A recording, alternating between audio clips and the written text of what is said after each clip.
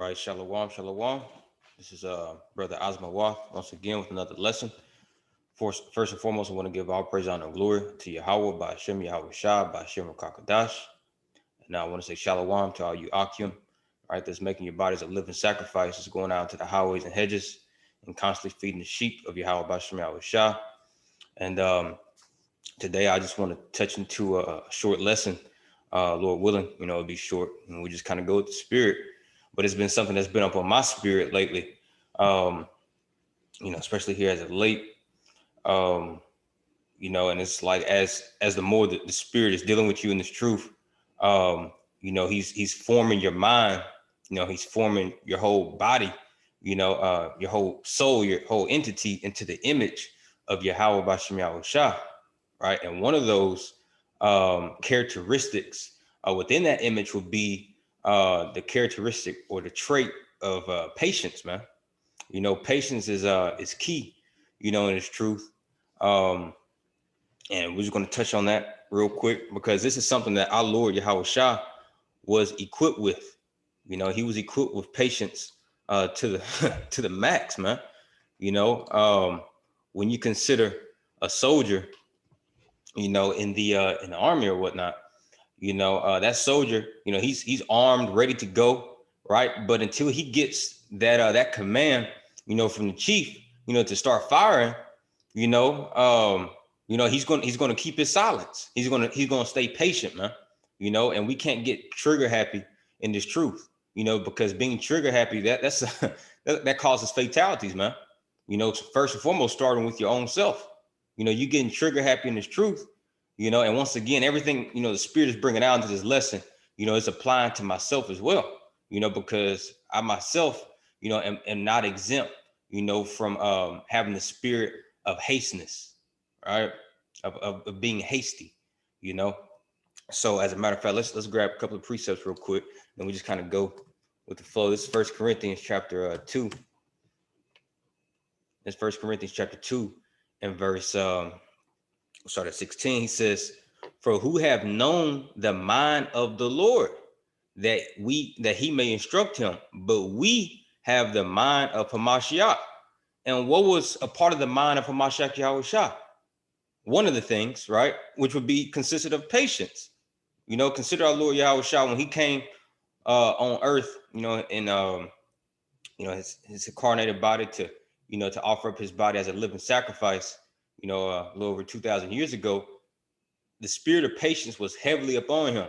The Lord, could have allowed him to, call down legions of angels, to come free him, from his suffering that he was about to be a partaker of, but the Lord, with his patience, knowing that there's a set date, within the Lord's movie, for certain things to unfold, so the Lord, along with having patience is synonymous with you keeping rank, because, children of Israel, we're also likened unto an army, and like we made reference to before, within our army, everyone has to know how to keep their rank and keep patience within that rank, because once again, it's going to cause fatalities. And so this is one of the things that that was within the mind of Hamashiach Yahushua. And he has, through his spirit, implanted us with that same mind. All right, let's grab this real quick in the book of Philippians chapter 2 and verse 5. He says, "Let this mind be in you." See that? And this is where the ultimate proving grounds and the battle is ultimately, it's in your mind. This is why it's important for us each and every morning when we wake up, to ask and plead to the Lord to renew in us a pure mind. Because the Lord can easily, have you to go to sleep one night and wake you up the next morning, and you're played at your mind, you're bugged out all of a sudden, and it could happen at an instant, man. So this is why, we need to constantly examine ourselves, examining, our minds, and asking the Lord to create in us. As a matter of fact, let me grab this, creating us a clean and a pure mind. This is Psalms 19, verse 14 says, "Let the words of my mouth and the meditation of my heart," right? And we know that this heart in Hebrew is la'ah, which simply means your mind. So let the meditation of my mind, right? The things that I dwell upon, right? Be acceptable in thy sight, right? Because when you read the book of Wisdom, Solomon chapter 1, he says that froward thoughts separateth from the spirit of God, roughly paraphrasing. So going to show you once again that this ultimate proving ground is starting within your mind, right? And the spirit is cultivated within, brothers, having this patience within your mind, because if you're in the right spirit, if the spirit of YAHAWAH is dwelling within you, you're waiting, right? You want to see the destruction of your enemies. You want to see the salvation of the elect, and you want to see, ultimately you want to see the salvation, of you and your own household, right? But this right here has to start with you cultivating, that spirit of patience, right? And once again, it's within your mind. So let's read this again. It says, let the words of my mouth and the meditation of my heart, meaning my mind, be acceptable in thy sight, O Yahawah, my strength and my redeemer. All right, so let's go back to Philippians. It's Philippians 2:5. He says, let this mind be in you. See that? Let this mind be in you, which was also in Hamashiach Yahawashi. And as we had touched on just briefly earlier, that the mind, one of the things that was in the mind of Hamashiach Yahawashi was patience. And we're, Lord willing, we're going to get into the definition of that word patience later on, in this lesson, because once again, there's multiple traits that the elect will be found, that the elect will be found having, but one of the chiefest of them is patience. All right, so let's get this in Colossians chapter 3, verse 12. He says, put on therefore as the elect of Yahawah. Right, so Paul through the Spirit is telling us what to put on in order to basically have the same characteristics or the traits of the elect of the Most High. All right, so he's about to go to explain some of those characteristics or some of those traits. Right, he says, and that's another thing, while we're in this truth, the Lord is reforming your character. All right, this has everything to do with you putting off the old man, and being renewed, into that new creature, right? That we're going to read in Romans chapter 8, right? Because the Lord has created us in a new creature, right? And this is that new creature is basically you having a new character. You don't think the same thoughts that you used to think when you're in the world, right? Because when you don't think certain things, it's ultimately going to manifest you not doing certain physical things, right? Because once again, it all starts within the mind. This is where the Lord deals with mankind, in the mind, man. So let's get these. He says, put on therefore as the elect of Yahawah, holy. All right, and we know what that word holy means now. It's not the conventional, term that's just thrown out in Christianity. Just thinks that you're just, just high and mighty, you're a holy roller. No, holy just simply means separate, man. Right. So one of the characteristics or the traits of being the elect of the Most High is you're being separate. You're separated from your old man, the old man that you used to be. Right, you're separated from the old thoughts. You're separated from your old friends, your old family. People who don't want to get down with this program. Right, the Lord has called you out of darkness, right, into His marvelous light. All right, so He has made you holy. He has set you aside for what? For His purposes. All right, the Lord can't use you when you're wallowing around in the filth of the world. All right, and He says, put on therefore as the elect of Yahawah, holy and beloved. All right, and this goes to show you that that the elect is a part of the house of David, obviously, right? Because David's name simply means beloved, right? Because the Lord loves his holy and chosen people, man. Right. First and foremost, starting with what, or with who? The elect. All right. So this is the house of David, man. He says bowels of mercy. All right. Because the elect will have that mercifulness, right? As we have received mercy, therefore we be merciful. Right? He says kindness, humbleness of mind, and Lord willing, we'll go into just this verse, in a separate lesson, because there's a lot of meat in this one verse. But he says, bowels of mercy, kindness, humbleness of mind, meekness, long suffering. See that? Long suffering. Let's go into that word long suffering real quick. Look at this. It says patience, endurance, constancy, steadfastness, perseverance. So long suffering is exactly how it sounds. You're suffering for a long time, right? Consider, once again, consider the atrocities, that have happened to our people, and we can't say just the past 500 years, because we've been getting tossed to and fro through Salakia, to different slave masters' hands, ever since we left Egypt, man. So the nation of Israel, particularly the elect, they're going to be found in that day when Yahawashi comes, having that trait of long suffering, man. Been suffering for a long time, I myself just relatively still being fairly new in this truth. All right, I may think that I've been going through certain things for a long time, such as understanding that I'm an Israelite now, and the Lord has given me a spirit to hate certain things that He hates, chiefly Babylon and the wickedness that's in it. All right, I've been thinking that this has been going on for a long time within my life, but it really hasn't, man. Right. And the Lord He's gonna pull every single little bit of patience out of each and every single one of us, man. He's gonna make sure He gets that long suffering out of the elect, man. Right? Because that has everything to do with us being gold, right? And what do you do when you have gold? You got to put it in the fire. And if you take it out prematurely, all that dirt and dross and filthiness that was surrounding the gold is not gonna be thoroughly purged away. Right, so He's got to keep us in that fire and make us suffer for a long time, right, in order for us to be fully refined, right? And it's very important that we get this, right? Because going over prophecy, it's a beautiful thing. That's a faith booster, But if what's the point of having all these knowing all these prophecies, knowing all these precepts to pull, to cut Christians, if you don't simply have patience. Because as we're about to find out, it's actually a capital offense to the Most High if you don't have patience, man. Right? Not having patience, the Lord's going to put you to death. It's not an option, man. You got to have patience. Either be patient or die. So the theme of this lesson is to hurry up and wait. Hurry up and wait, man. All right? So long suffering says patience, forbearance, long suffering, slowness in avenging wrongs. Hey, is that not our Lord Yahawashi?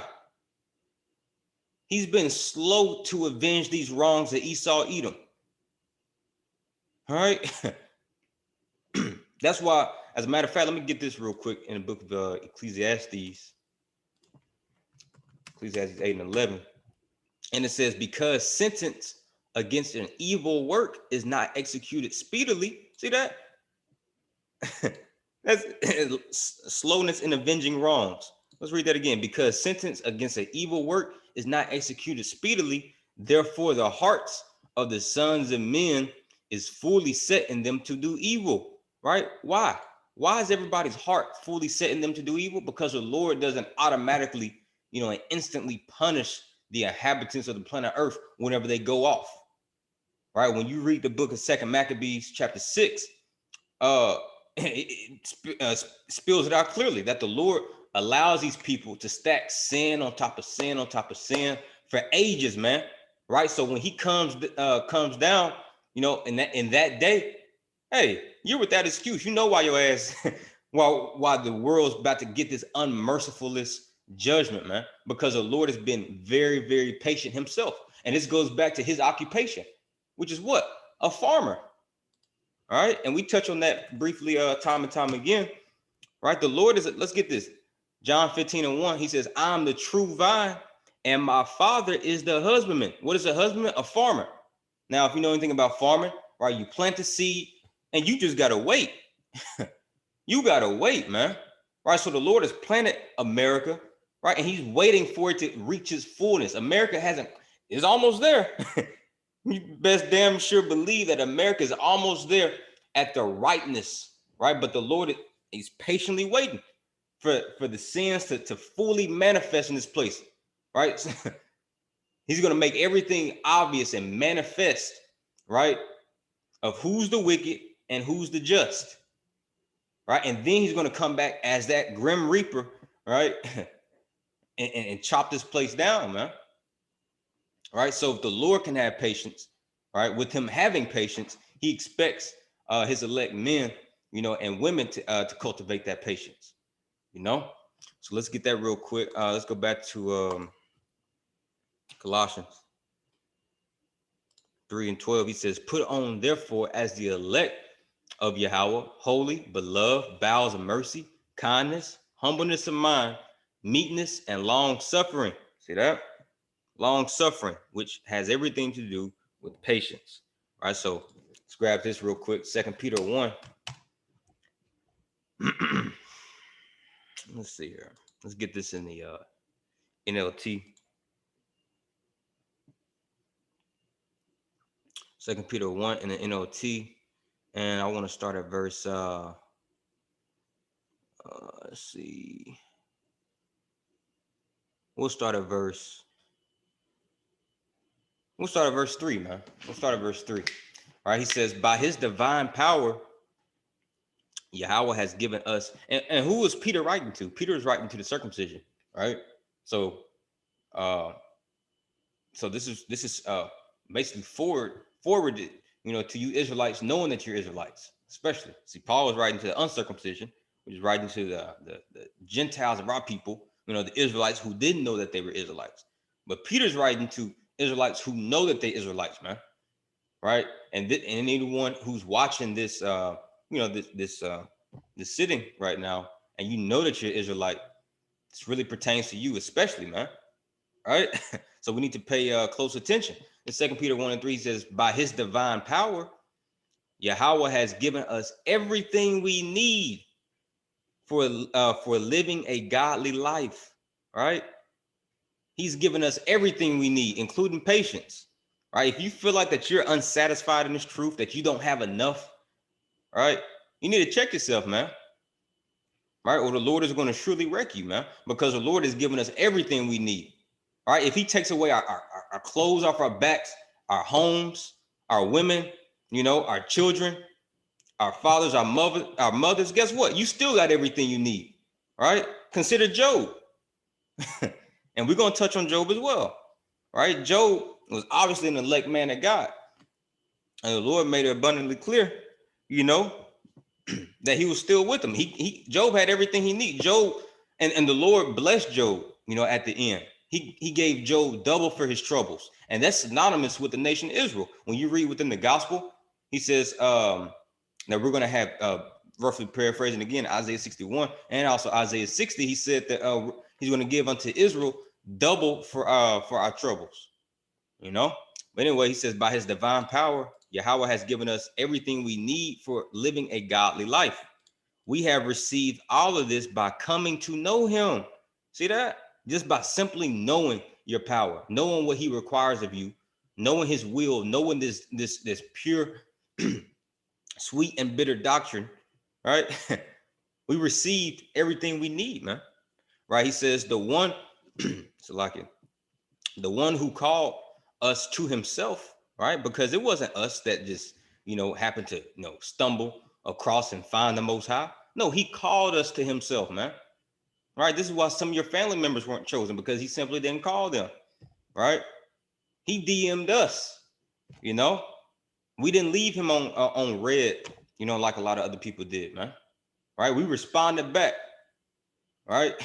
He says the one who has called us to himself by means of his marvelous glory and excellence. Verse 4, he says, and because of his glory and excellence, he has given us great and precious promises. These are the promises that enable you. And what are some of those promises? All right. Obviously, first and foremost, inheriting the kingdom, you seeing that salvation, being partakers of that salvation, you shedding off these old bodies, you're getting those glorified bodies with no corruption or the foulness is in it. You got the law, statutes, commandments just interwoven inside your DNA. You can't go off. You're constantly pleasing YAHAWASHI. Those are just a couple of promises, and Paul makes it abundantly clear who those promises pertain to in Romans chapter 9. The Israelites, man. Starting first and foremost with the elect. He says, therefore, these are the promises that enable you to share his divine nature, right, and escape the corruption caused by human desires, right? And one of those is being is what? Having patience. That's a divine nature, man. Right? Because a carnal man doesn't have patience, right? Who's known in scriptures to be the most carnal? Esau, right? And because of what Esau did, although we already know that the Lord framed this movie, according to predestination, right? But when you read through the narrative of the story, Esau lost his birthright because of what? He didn't have patience. He got hungry, man. Right? He just couldn't have enough patience, to wait to eat later. He had to have, he had to have his cake and eat it right then, so to say. He didn't have patience. But the Lord has cultivated patience within the seed of Jacob, man. All right. He says, so once again, having patience is a part of having a divine nature, because only the Lord, can cultivate this spirit of patience, man. Right? He says to share his divine nature and escape the world's corruption caused by human desires. And what's human desires? Especially covetousness, man, and the spirit of hastiness. Right? Like my grandpa used to tell me, before he had passed away, one thing I'll never forget, man. He always told me, haste makes waste. Haste makes waste, man. And now I truly am starting to get that picture, man. Haste truly makes waste. And one way how I know my grandpa lived that out, man, is because this man, he was born, in the early 20s, I believe, 1920s, early 1920s, and this man, hey, I know he doesn't know that he was an Israelite, but I can tell that he was a part of the seed of Jacob just by some of the natural characteristics that the Lord has instilled within that man. He patiently waited, for certain things in life. He didn't go out there just because, he may have had the means to. No, he waited, man. He waited for the most opportune times in order to do certain things or to buy certain things, in order to fully reap, the capacity of it. So the same thing in the spiritual realm. We gotta be patient and not hasty, because hastiness makes waste. Right? He says, verse 5, he says, in view of all this, make every effort to respond to Yahawah's promises. See that? It says supplement, and this is the key point right here. Verse 5, supplement your faith with a generous provision of moral excellence, right? Because, scriptures, and it's important to study each in particular, word and topic, right? You got faith, and then you have patience, you have knowledge, you have understanding, you have wisdom, right? So it behooves us to dissect each and every single one of those. But faith and patience, hey, you can't have one without the other, man. All right. But he says supplement your faith, right, with a generous provision of moral excellence. And one of those moral excellencies is what? Patience. He says, and moral excellence with knowledge, and knowledge with self-control, and self-control with patient endurance. See that?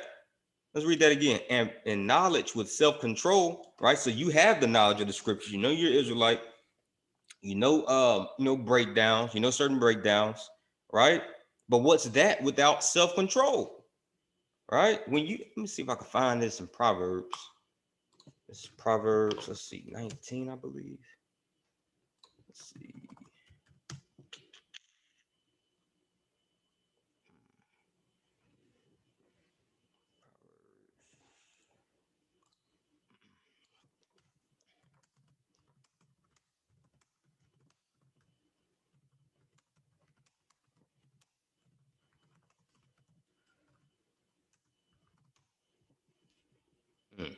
Proverbs 25 and 28.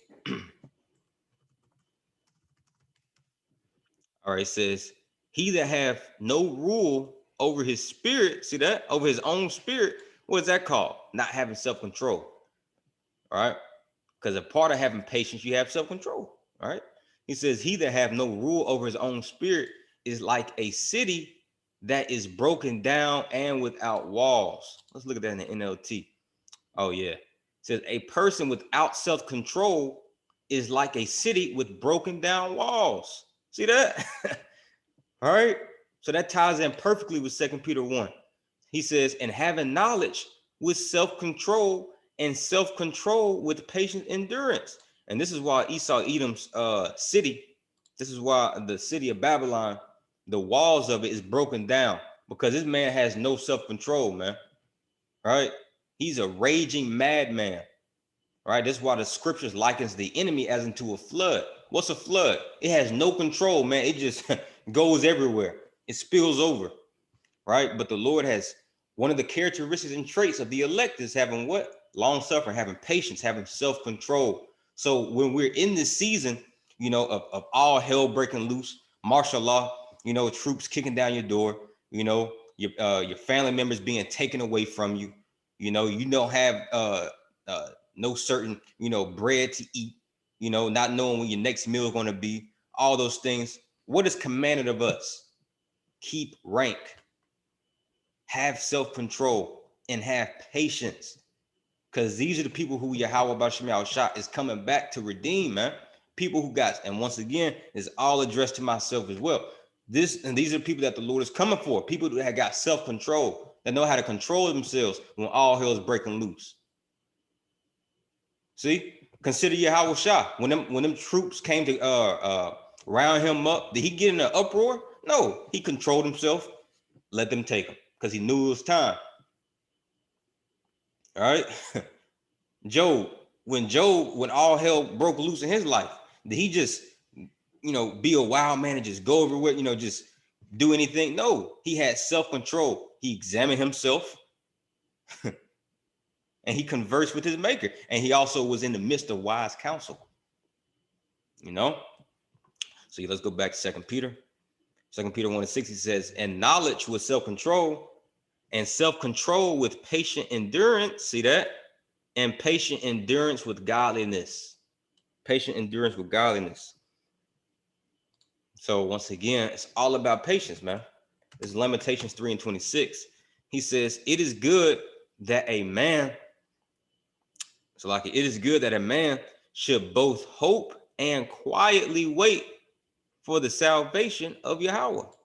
When you're hoping on something and you quietly waiting on something, hey, that's you having patience. If you outside, you know, on a corner waiting for your Uber ride, you know, you just standing there, just waiting, you know, you chilling, all right? And you just simply waiting for that ride to come. Well, guess what? Well, we're waiting for the ultimate ride, them chariots to come down, man, and pick us up. So in the midst of that, we just waiting. We waiting for the salvation of Yahawah. The elect isn't going to be found in an uproar, right? Because I believe it was in either 1 Peter or 2 Peter. I had to find it. Let me see if I can find that real quick. Let me go back. 2 Peter 1.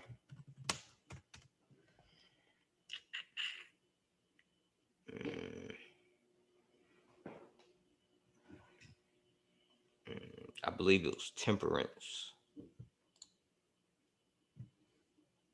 Let me go back. Salakia. Yeah.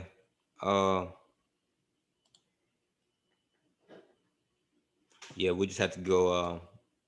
We'll probably just do that on part 2, because it's gonna be broken up in 2 parts, man. Because it's a lot. It's a lot to this, you know. And even with that, it's still more, you know, because this is heavily emphasized within scriptures. But anyway, what I was looking for in 2 Peter, if you go into one of those words, that's basically synonymous with patience, it goes into you having a spirit of being calm, cool, and collected. Is literally broken down in those 3 words: being calm, cool, and collected. All right, and that's the contrast that the men of the Lord is going to be having, you know, having to be found versus people just off in the world, man. We're going to be in a calm, cool, and collected spirit. You can't uproar us, man. Make us be uprooted and just start being in a frenzy. You know, that's a characteristic of an Edomite, man. You know, Edomites, they get riled up real easy. You know, most Jakes, they just real cool, man. You know, they real cool. You know, but when it's time to fight, you know, like Ecclesiastes 3 tells us, it's a time and place for everything. You know, but we don't move like the world move. All right, so let's go here into the book of Sirach, chapter 2. get this. Sirach chapter 2. This Sirach 2:14 says, woe, woe unto you that have lost patience. What does the word woe mean? It literally means destruction and death. See that? So that's that's why we said earlier that not having patience is a capital offense. Let's go into that word capital offense real quick, that phrase real quick. Capital offense.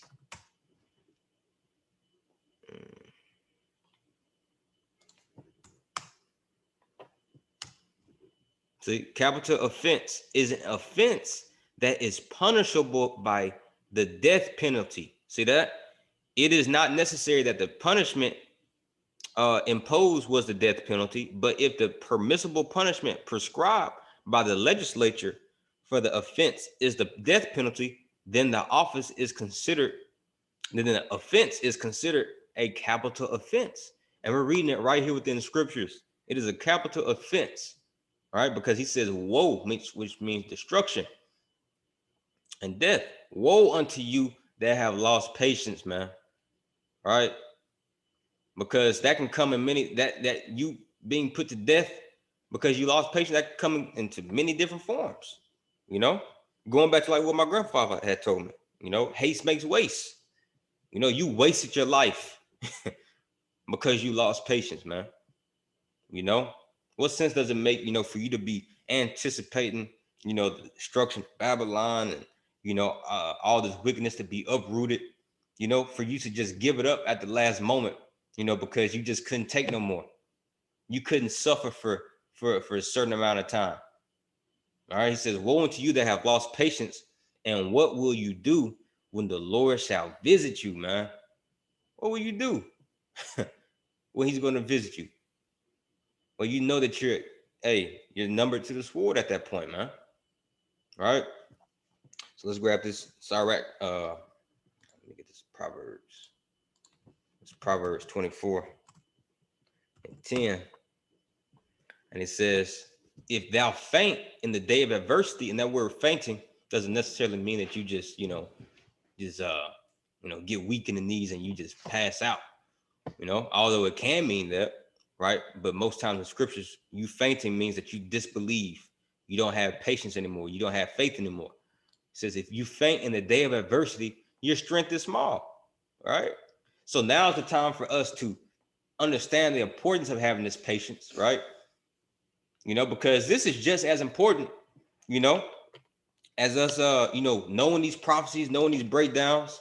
You know, this is a part of basic fundamental truths. This is milk, you know, but this is milk that should be constantly drank of, man. Right, because you can never get enough of patience, man. Right, and this is something that I don't care if you 2 weeks into the truth or 20 years into the truth, man. You know, you can't get enough of learning how to build that patience, and learning patience all comes through what? Experience and time is the best teacher, man. It's the best teacher. Let's grab this in Isaiah 40.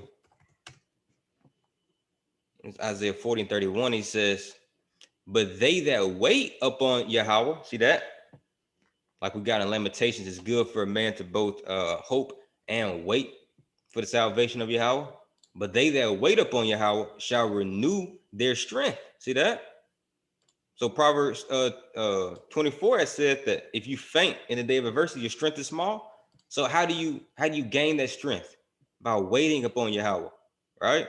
But they that wait upon Yahawah shall renew their strength.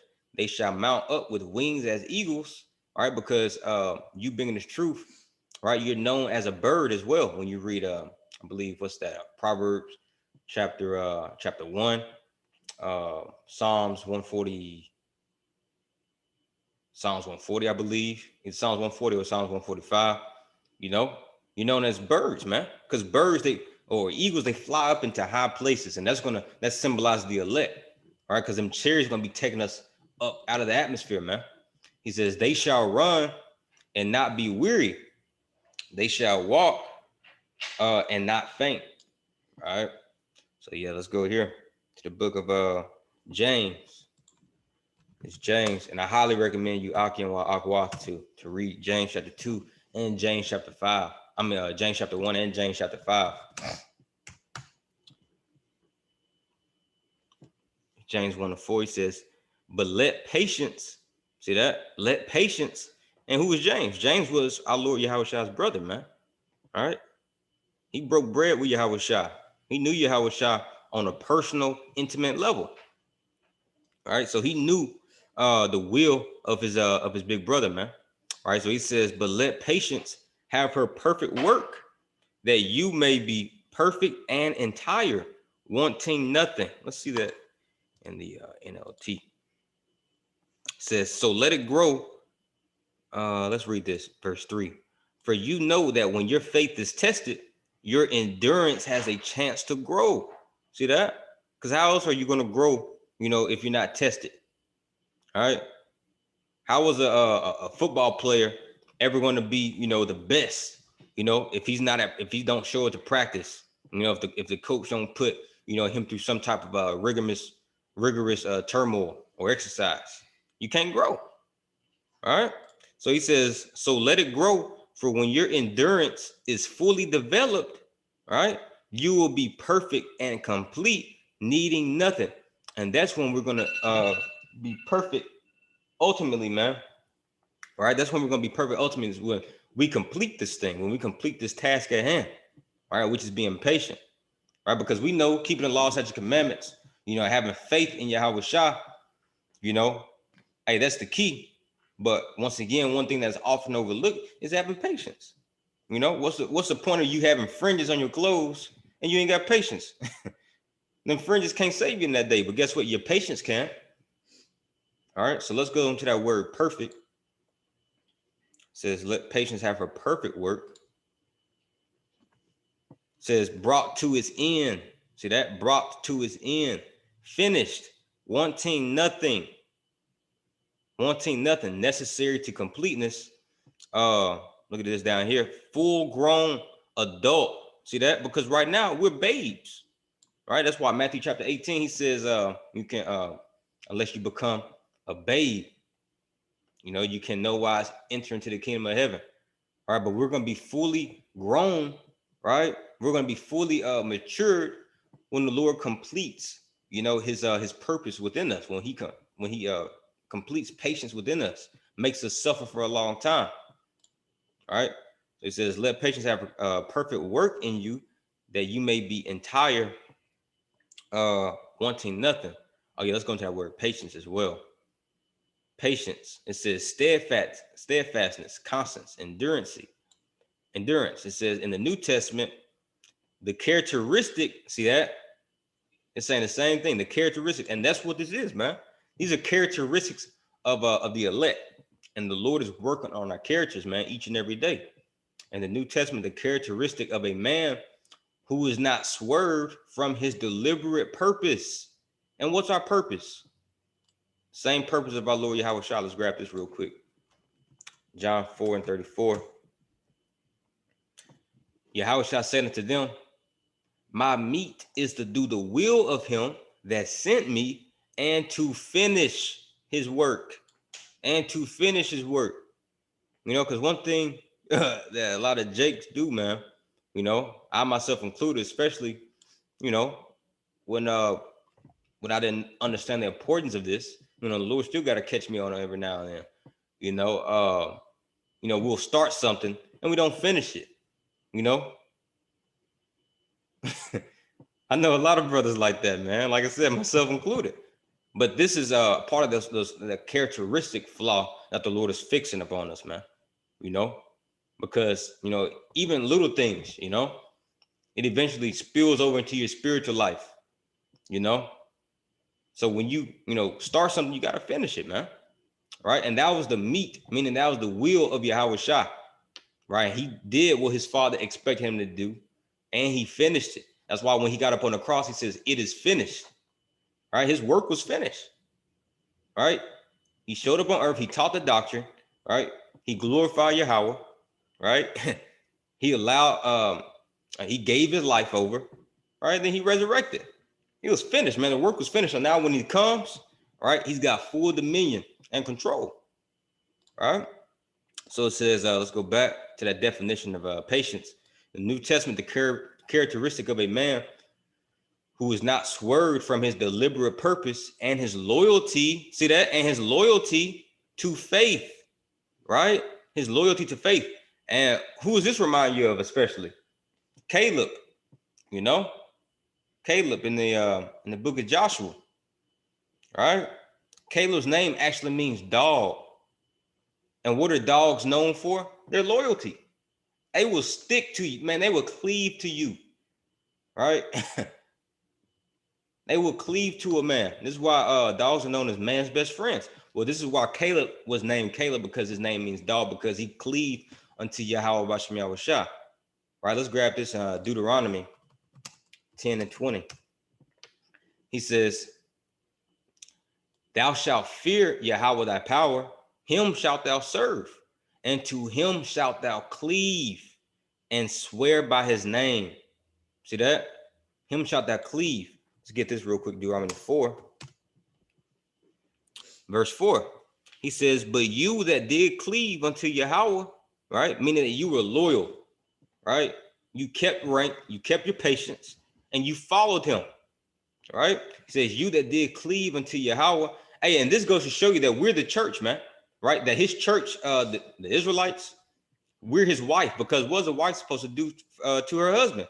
Cleave unto his side, right? Just like Adam and Eve. Eve was supposed to cleave unto Adam's side. Well, Yahweh's men, you know, starting with his elect, supposed to be cleaving unto him, right?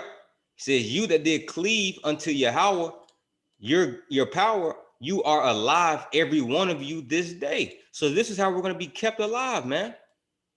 You being like a dog, like Caleb, you being loyal to your husband, right? You cleaving to him, right? You following Yahawah wherever he goes, man. Right? This is why he told his disciples in Matthew chapter 19, you which have followed me in the regeneration, right? Each and every single time you come back on earth, man, in your different reincarnated body, you still follow him. Your next life, 3 or 4 generations down, you follow him again. You keep following, we're like dogs, man, right? We're not leaving his side, right? And this is what's going to preserve us. All right, so let's go back. It says in the New Testament, the characteristic of a man who is not swerved from his deliberate purpose and his loyalty to faith. See that? You're being loyal, right? To faith and piety by even the greatest trials and sufferings. See that? So even because we're living in a time where we're approaching a time to where it's unrivaled with any other time in history, man. This is Daniel chapter 12, verse 1. He says, and at that time, see, look at that the title. It says the time of the end. And at that time, Michael shall stand up, the great prince which standeth up for the children of thy people, and there shall be a time of trouble such as never was since there was a nation, even to that same time. And we're living in the brink of that time, man. Right? We're living in a time to where it's about to be trouble such as there never was since there was a nation. All right. He says, and at that time, thy people shall be delivered, every one that shall be found written in the book. And who's going to be found written in the book? The saints. The saints is found having patience and faith, man. All right, so let's go back. Let's just read that one more time. In the New Testament, the characteristic of a man, and it's not just in the New Testament, it's all over the Bible, man. All right. So-called Old Testament, so-called New Testament. Right, he says in the New Testament, the correct characteristic of a man who is not swerved from his deliberate purpose. This is our deliberate purpose, man. Let's just go into that word deliberate. That's important to know. Deliberate. Woo. Done with careful consideration. And I just did the lesson. That's the spirit, man. Just did a lesson about 4 or 5 days ago, literally entitled consider your ways. All right, because this is all about consideration. All right, everything's a teaching moment with Yahweh Bashem Yahushua. This is why he used tangible physical things that anybody can see, such as a fig tree or a woman giving childbirth or having childbirth, man. right? Well, you're supposed to sit back and consider those things. Okay, what did Yahawashi mean when he said the time of the end is like a woman having childbirth? Where this is done with careful consideration. You being deliberate in your purposes, man. All right, so when we read scriptures, you got to have a deliberate mindset, meaning it's done with careful consideration. You just can't skim over it, you know. And that's what a lot of these damn pastors do, man. You know, they just read one verse, but they're not carefully considering, dang, what that mean? All right, what does that really mean? How does this add up to other scriptures? How can I marry this to other scriptures? All right. See, the Spirit, that's what we got at the very beginning of this lesson. 1 Corinthians 2, right? He has given us his mind, right? The mind of Hamashiach Yahawashi, right? It says, done with careful consideration, determined. See that? You're determined in something, right? It says, yep, I like that. Yep. Characteristic of a man who's not swerved from his deliberate purpose. This is our only purpose, man. And his loyalty to faith and piety by even the greatest trials and sufferings. See that? So let's go into here to Hebrews 12. Hebrews 12 and 2. He says, looking unto Yahawashi. See that? And this is the only way we're going to make it out of here, man. If we look unto Yahawashi, look at his characteristics, right? His mindset, right? His example of patience and faith, right? Looking unto Yahawashi, the author and finisher of our faith. See that? And that's why we ought to fear this man, right? He's the author and the finisher of your faith. He's the reason why you began this faith, knowing the knowledge of this truth. And guess what? He's the one that also has complete control to finish your faith, either prematurely or right on time. Right? And that's why a lot of people fall out this truth, because he finished their faith, man. Right? He finished it prematurely. All right? Let's go into that word finisher. It says, looking unto Yahawashi, author and finisher of our faith. Finisher, it says a perfecter. Woo. A perfecter. So he's the one who perfects your faith. It says one who has in his own person raised faith to its perfection, and so set before us the highest example of faith. Hey, that's it right there. You close the book. You can close the book, man. He set to us the highest example. He set the standard. He set the bar, right? To having the highest example of faith and patience, man. Right? So who are we to lose faith, to lose patience when all hell breaks loose? Yahawashi kept his. Right? As a matter of fact, let's get this real quick. This is John 14:15. And this is the words of Yahawashi. He says, if you love me, keep my commandments. That's simple, man. And what's a part of his commandments? Keeping the faith and patience. Right? And like we got, it's a capital offense if you lose that patience. He says, woe unto you. Let's just read that again. Sirach 2 and 14. Woe unto you that have lost patience. And the Lord is about to be testing a lot of people's patience, man. A lot.